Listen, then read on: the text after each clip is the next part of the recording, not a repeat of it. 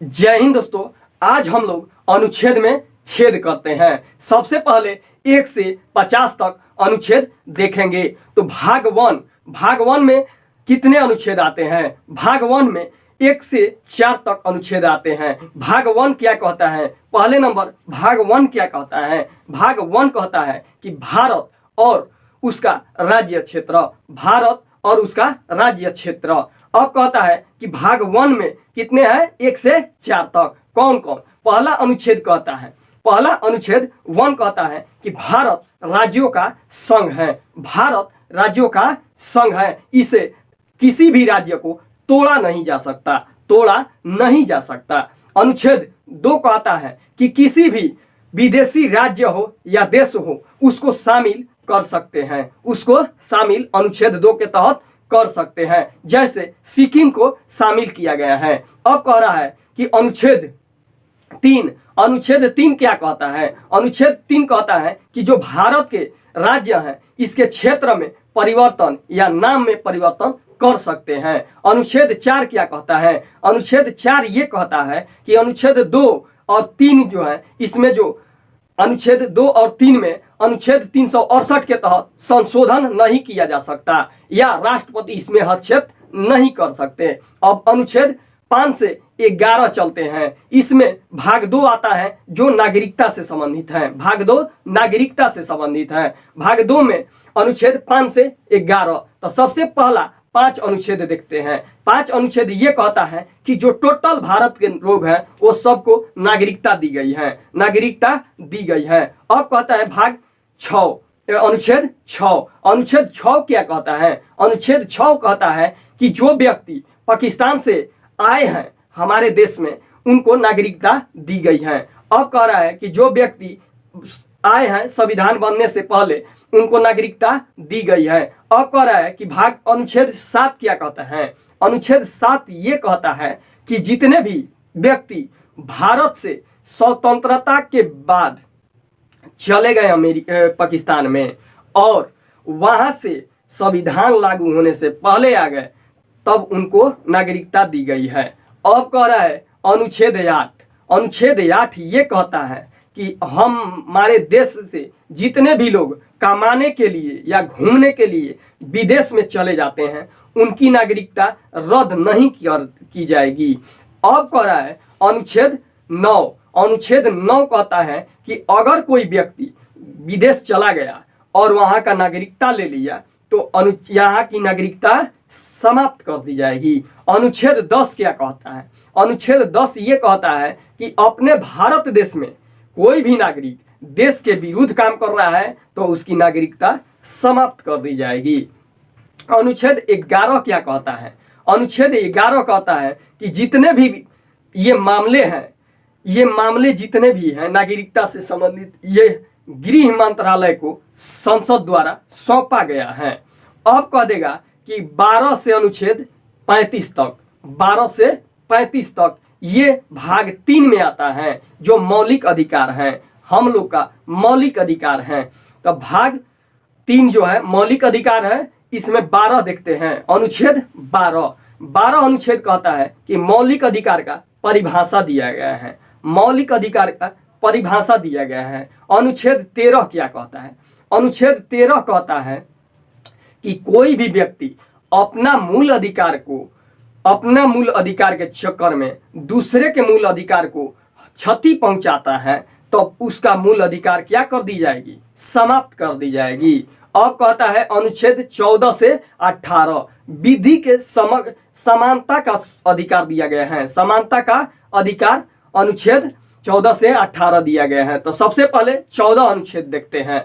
14 अनुच्छेद कहता है विधि के समक्ष समानता। 15 अनुच्छेद कहता है धर्म जाति लिंग से संबंधित है, इसको समानता दिया गया है। अब कहता है अनुच्छेद 16 कहता है लोक नियोजन। जो लोक नियोजन का मतलब होता है जो भी सरकारी कर्मचारी हैं उसमें जो है समानता का अधिकार दिया गया है, मतलब उसमें भेदभाव नहीं करना है। अब कह रहा है कि अनुच्छेद 16 के बाद 17, अनुच्छेद 17 क्या कहता है? अस्पृश्यता का अंत, अस्पृश्यता का अंत। इसमें छुआछूत या भेदभाव जो है इसमें समानता दी गई है, मतलब भेदभाव नहीं करना है। अनुच्छेद 17 कहता है। अनुच्छेद 18 क्या कहता है? अनुच्छेद 18 कहता है कि उपाधियों का अंत, जैसे कोई भी व्यक्ति अपना टाइटल नहीं जोड़ सकता है, अनुच्छेद 18 कहता है।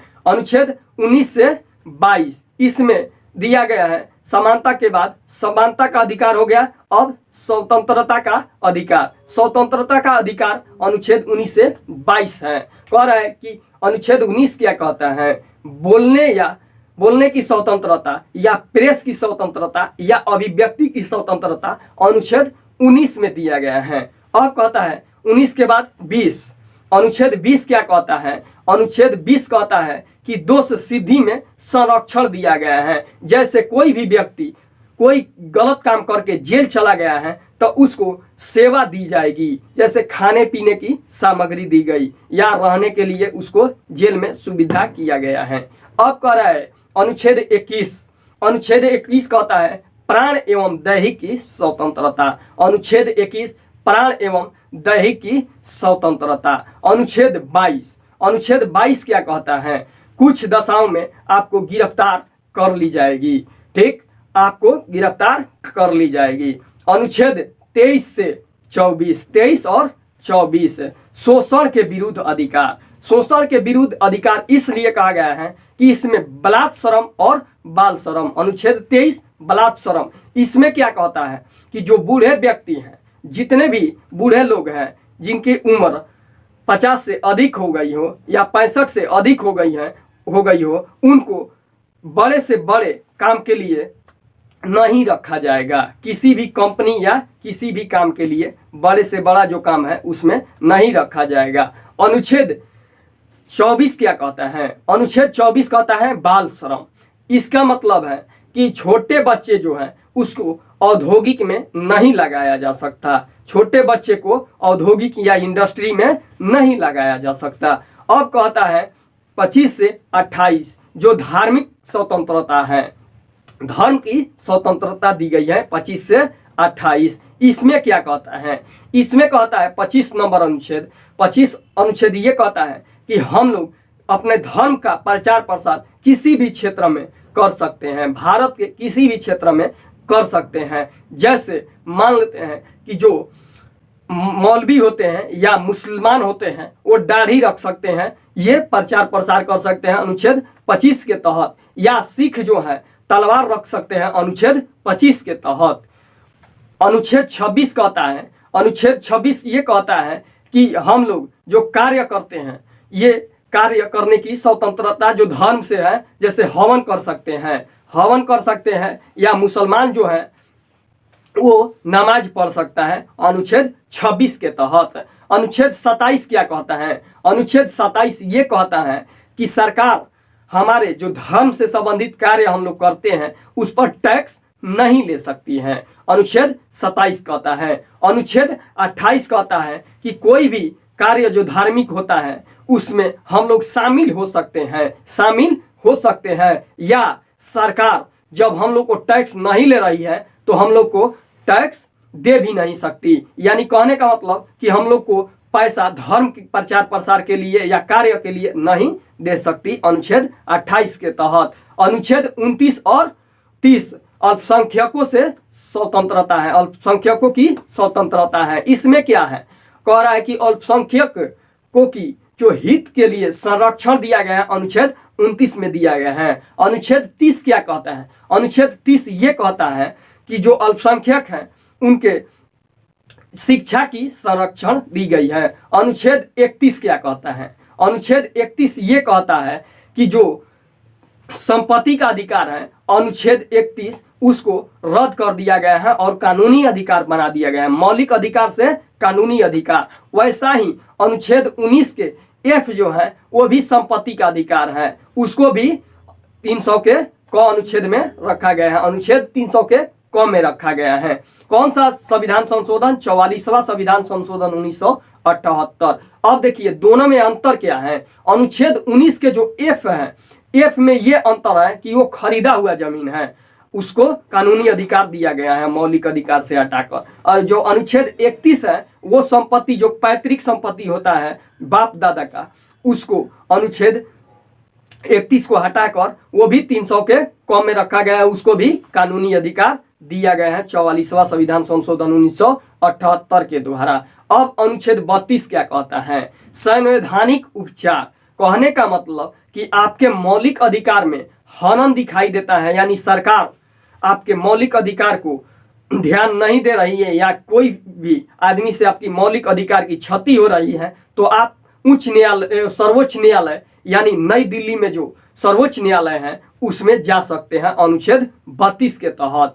अब कह रहा है अनुच्छेद 216 इसी से रिलेटेड है, यानी उच्चतम न्यायालय जाने के लिए अनुच्छेद 32 का प्रयोग होता है और उच्च न्यायालय जाने के लिए अनुच्छेद 216 का प्रयोग होता है। अब कह रहा है अनुच्छेद 33। अनुच्छेद 33 कहता है कि जो सेना है, मीडिया है या गुप्तचर संस्थाएं हैं, सेना, मीडिया या गुप्तचर संस्थाएं हैं, वो अपना बात, कुछ बातें गुप्त रख सकती हैं। ये अनुच्छेद 33 में कहा गया है। अनुच्छेद 33 में कहा गया है। अनुच्छेद 34 क्या कहता है? अनुच्छेद 34 ये कहता है कि जो भी सेना है किसी भी क्षेत्र में जो अपना छावनी लगा देती है और उस क्षेत्र को सील कर देती है, तो वो अनुच्छेद 34 के तहत उसमें हम लोग कोई हस्तक्षेप नहीं कर सकते हैं कि सेना क्यों यहाँ पर चारों तरफ के एरिया को सील कर दिया है। तो ये मार्शल एक्ट के थ्रू अनुच्छेद 34 के तहत करती हैं। अब कह देगा अनुच्छेद 35 जो विधि है, इसके जो मौलिक अधिकार है इसके विधि के उपचार दिया गया है। जैसे अनुच्छेद, जितने भी अनुच्छेद है इसके विधि के उपचार दिया गया है अनुच्छेद 35 में, और संवैधानिक उपचार के लिए अनुच्छेद 32 में रखा गया है। अब देखिए, अब आता है हम लोग का राज्य के नीति निर्देशक तत्व भाग 4। भाग 4 राज्य के नीति निर्देशक तत्व। अब इसमें क्या होता है? इसमें पहला 36 जो अनुच्छेद है ये परिभाषा है। 37 कह देगा तो ये लोक कल्याण के 37 जो कह देगा, इसमें ये कहा गया है अनुच्छेद 37 में कि अगर राज्य सरकार कोई भी हम लोग को कुछ भी देने के लिए राजी है तो भी ठीक है, अगर नहीं दे रही है, जैसे मानते हैं कि हम लोग को राशन मिलता है, राशन अगर सरकार हमको देना चाहेगी तो दे सकती है, नहीं देना चाहेगी तो नहीं दे सकती है। इसके लिए हम लोग न्यायालय नहीं जा सकते हैं, या उच्च न्यायालय हो या सर्वोच्च न्यायालय हो।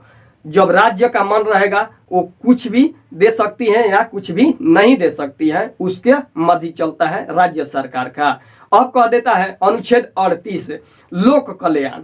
जो सरकार है ये लोक कल्याण के लिए कुछ दे सकती है, इसको अनुच्छेद 38 में रखा गया है। जैसे मान लेते हैं कि राशन कार्ड के थ्रू हम लोग को धान, चावल, गेहूं मिलता है, हम लोग को चावल, गेहूं या नमक मिलता है, चीनी मिलता है, ये सब अनुच्छेद 38 के तहत मिलता है। अब कह रहा है अनुच्छेद 39, इसमें कुछ नीति तत्व को, जो विशेष नीति तत्व बनाया गया है, अनुच्छेद 39 में बनाया गया है। इसी में एक और आता है 39 अनुच्छेद के पार्ट में, कह रहा है कि इसमें आ जाता है कि जो समान काम के लिए समान पुरुष या स्त्री हो उसको वेतन दिया जाता है। अनुच्छेद 39 के ही पार्ट है। अब कह रहा है अनुच्छेद 40 पंचायत का संबंध है अनुच्छेद 40 में, जो गांधी जी से संबंधित रखते हैं, अनुच्छेद 40। अब कहता है कि अनुच्छेद 41, अनुच्छेद 41 कहता है कुछ दशाओं में क्या दिया जाता है? कुछ दशाओं में जो आर्थिक सहयोग देती है सरकार, जैसे मान लेते हैं कि वृद्धा पेंशन, विधवा पेंशन, या जो विकलांग के लिए साइकिल वाइकल मिलती है या मदद मिलता है, ये सब भी रखा गया है। अब देखिए अनुच्छेद 42 क्या कहता है? कुछ दशाओं में मनोचित दशा होती है, कुछ परिस्थिति में जो मनोचित दशा होती है उसको अनुच्छेद 42 में रखा गया है। जैसे मान लेते हैं कोई महिला गर्भवती है तो उसको छूट दिया जाएगा, जैसे समय का छूट होता है, कोई महिला नौकरी कर रही है उसको छूट दिया जाएगा कुछ समय के लिए अनुच्छेद 42 में रखा गया है। अब कहता है अनुच्छेद 43। अनुच्छेद 43 कहता है निर्वाह योग्य मजदूरी। जैसे मानते हैं कि हम जैसा कार्य करते हैं वैसा मजदूरी मिलना चाहिए, अनुच्छेद 43 कहता है। अनुच्छेद 43 के क क्या कहता है? उद्योग के कामगारों में जो मजदूरी मिलती है उसको दिया गया है, अनुच्छेद 43 के क में। अब कहता है सहकारी समिति जो दिया गया है, सहकारी समिति अनुच्छेद 43 के ख में आता है। अब कहता है 44, अनुच्छेद 44 कहता है समान सिविल संहिता। कहने का मतलब कि सबके लिए कानून बराबर का काम करेगी, सबके लिए कानून जो है बराबर का काम करेगी। अब कहता है अनुच्छेद 45 अनुच्छेद कहता है, अनुच्छेद 45 कि जो बच्चे हैं उनको सरकार क्या करेगी?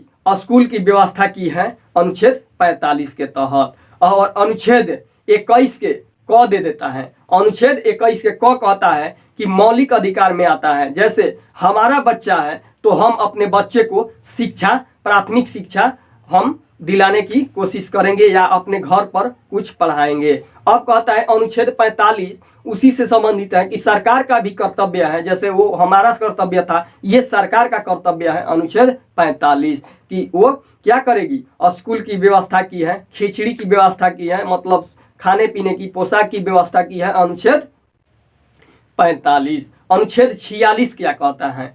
ओबीसी, एससी और एसटी और ओबीसी, अनुच्छेद 46 कहता है कि इसमें कुछ विशेष जो है आरक्षण दिया गया है, अनुच्छेद 46 के तहत। अनुच्छेद 47 क्या कहता है? अनुच्छेद 47 ये कहता है पोषा युक्त आहार भोजन। जैसे कहने का मतलब कि पोषा युक्त, जैसा हम लोग को जितना भोजन चाहिए वैसा भोजन सरकार देती है। जैसे कहने का मतलब कि हम लोग को कितना चावल चाहिए, कितना दाल चाहिए, वैसे मिलना चाहिए, यही अनुच्छेद 47 में कहता है। और ये भी कहता है कि आप शराब मत पीजिए, ये आपके शरीर के लिए, स्वास्थ्य के लिए क्या है? हानिकारक है। इसी में आ जाता है, शराब हो गया, ये भी आता है, जैसे गांजा, दारू, जितने भी है सब आ जाएंगे अनुच्छेद किसमें? 47 में। मतलब जैसा स्वस्थ रहना चाहिए वैसा आपको भोजन मिलना चाहिए, अनुच्छेद 47। अनुच्छेद 48 क्या कहता है? अनुच्छेद 48 कहता है कृषि और पशुपालन। कृषि और पशुपालन का अनुच्छेद 48 में रखा गया है। कृषि और पशुपालन को अनुच्छेद 48 में रखा गया है। अब कह देगा 48 के क। अनुच्छेद 48 के क में कहता है कि जो पर्यावरण है या वन्य जीव है, इसके बारे में अनुच्छेद 48 के क में रखा गया है। अब कह देगा कि अनुच्छेद 49 कहता है कि जो राष्ट्रीय स्मारक है इसको देश के प्रति जो रखा गया है सुरक्षित, उसको सरकार का कर्तव्य है कि इसको सुरक्षित रखें, यही अनुच्छेद 49 कहता है। अनुच्छेद 49 के क क्या कहता है? जो उत्खनन है, कोई भी वस्तु या मानते हैं मूर्ति मिल गई या सिक्का मिल गया, इसको अनुच्छेद 49 के तहत रखा गया है। अब कहता है अनुच्छेद 50 कार्यपालिका से न्यायपालिका को पृथक्करण किया गया है, यानी अलग किया गया है। कार्यपालिका कार्य अलग हो काम करेगी और न्याय करने का काम न्यायपालिका करेगी, अनुच्छेद 50 में कहा गया है। 2 कड़ियों में विभक्त किया गया है। अब कह रहा है अनुच्छेद 51। अनुच्छेद 51 ये कहता है कि जो अंतर्राष्ट्रीय काम होते हैं, जैसे शांति स्थापित करने का या बिजनेस व्यापार करने का अंतर्राष्ट्रीय स्तर पर, या कोई भी हम लोग का जो एयरपोर्ट से, अंतर्राष्ट्रीय हवाई अड्डा से जो भी जहाज विदेश जाती हैं, ये अनुच्छेद 51 के तहत, या राजदूत स्थापित किए जाते हैं अनुच्छेद 51 के तहत। कहने का मतलब ये है सिंपल सी, अंतर्राष्ट्रीय जो भी व्यापार, बिजनेस या शांति का स्थापित करने का काम होता है, इसको अनुच्छेद 51 में रखा गया है।